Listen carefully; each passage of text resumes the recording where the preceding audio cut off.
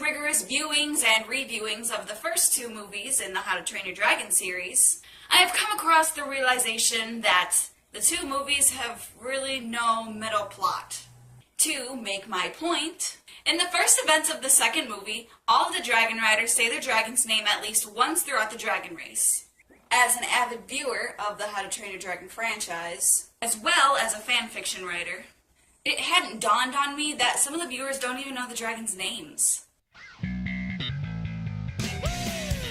Hello everyone! My name is Nicole and welcome to my channel. If you're watching my video right now, you are probably, like myself, a big fan of How to Train Your Dragon. And you are with me on this one. This would be a completely different franchise if we didn't have the knowledge that we gained from the TV shows and the short films. Let's see what we've learned. Let's start with the first short film. The first one to be released is Legend of the Bone Napper in 2010, the same year as the first movie.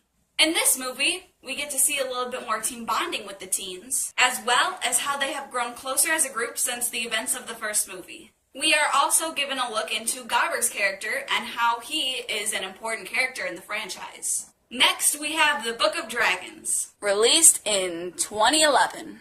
From this, we don't really get much content except for what's in the Book of Dragons, such as the different classes and a few of the dragons in each of the classes. Shortly after that, in the same year, DreamWorks gives us The Gift of the Night Fury. In this short, we are finally introduced to the strong bonds that the riders share with their dragons. The fact that the Vikings are so torn up that their scaly pets are MIA really shows that they have come great lengths from the occupational hazard-having Vikings that live to kill dragons. We also get our first look into the relationship between Hiccup and Astrid. 3 examples of that are when Astrid looks back at Hiccup for reassurance when she's deciding to create new holidays, when Hiccup calls Astrid "Milady," and protects her feelings by not spitting out the yak nog. And they share a kiss when Hiccup brings back the dragons. Also, Meatlug is a girl. For the last short film, we have The Dawn of the Dragon Racers. This gives us a more detailed look as to how the teens have grown closer over the years.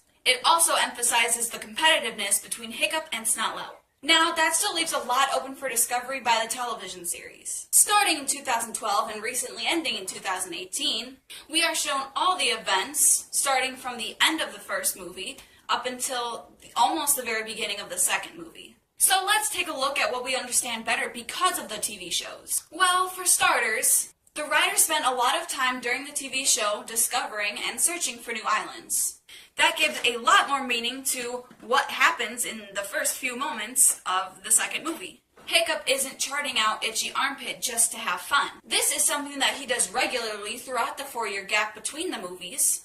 So it does make sense that discovering new islands would be something that he is doing. We also get to see the growing romance between Hiccup and Astrid. Without this being in the TV show, it might just seem like the directors put it in there to reach the romantic audience. You know, the audience who only cares about romance. Another thing we also get to see throughout the TV show is why Stoic chose Hiccup to be his heir. In the first movie, all he does is kill the Red Death and reunite the dragon and human population so they don't have to fight anymore. We aren't shown that he's responsible. We aren't shown that he has the knowledge and the drive to become chief just through the first movie. Throughout the TV show, we are also introduced to all of the dragons that Hiccup and the Dragon Riders encounter during the time between the two movies. Along with a bunch of random dragons that appear throughout the TV series, we are introduced to dragons like Skull Crusher. With all of these new dragons being introduced, it's not really a surprise that Hiccup isn't shocked when he enters the Bewilderbeast cave and finds all of these new dragons. We also get to see more of all of the side characters such as Snotlout, Roughnut, Toughnut, Fishlegs, and even Astrid, which might not seem like a big deal except for the fact that a few plot points in the second movie revolve around these secondary characters. For example, in the second movie, Astrid, once getting captured, tells Drago that there is a whole island full of dragon riders. Now, it might be a little confusing to outside viewers as to why she is saying this, but in the TV show, we find out that she is confident in both her own and Hiccup's abilities, as well as her being willing to do whatever it takes to save not only her dragon, but also her home. So even the little things like that help make the fan base stronger and helps us as the audience members understand more about what is happening in the film and why it is happening.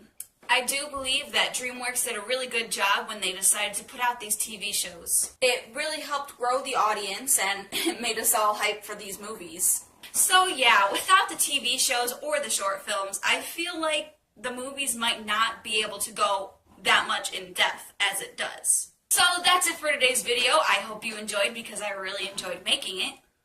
If you want more How to Train Your Dragon theories, check out the rest of my channel. Leave me a like if you really enjoyed the TV shows and short films. Subscribe to my channel if you want to see more of me. How to Train Your Dragon is amazing. Bye!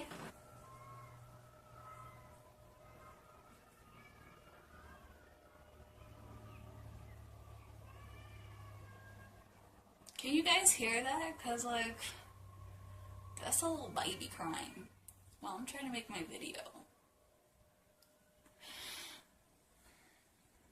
Does I have to talk louder then?